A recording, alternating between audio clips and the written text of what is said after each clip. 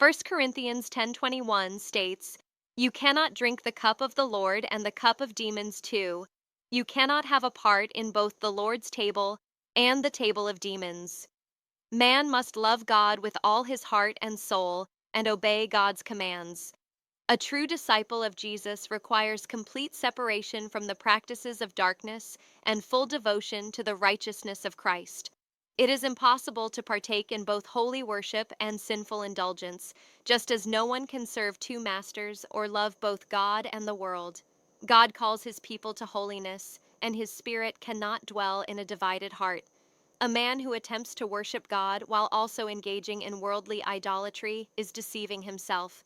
True fellowship with the Lord means abandoning every form of sin, compromise, and the influence of demons. Supporting scriptures. 1. Matthew 6:24. No one can serve two masters. Either you will hate the one and love the other. 2. James 4:4. Anyone who chooses to be a friend of the world becomes an enemy of God. 3. Deuteronomy 6:5. Love the Lord your God with all your heart and with all your soul and with all your strength. 4. Romans 12:2. Do not conform to the pattern of this world. 5. 1 John 2:15. Do not love the world or anything in the world. 6. 2 Corinthians 6:14. What fellowship can light have with darkness? 7. Matthew 22:37. Love the Lord your God with all your heart and with all your soul and with all your mind. 8.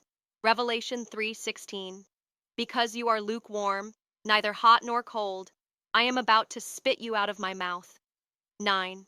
Joshua 24:15. Choose for yourselves this day whom you will serve. 10. Galatians 5:16. Walk by the Spirit, and you will not gratify the desires of the flesh. 11. Ephesians 5:11. Have nothing to do with the fruitless deeds of darkness. 12. 1 Peter 1:16. Be holy, because I am holy. 13. Romans 6:13. Offer yourselves to God as those who have been brought from death to life. 14. John 14:15. If you love me, keep my commands. Conclusion. God desires a pure, undivided heart. We must choose daily to drink from the cup of Christ alone, forsaking all that belongs to darkness. Obedience and love for God cannot coexist with the world's corruption. Amen.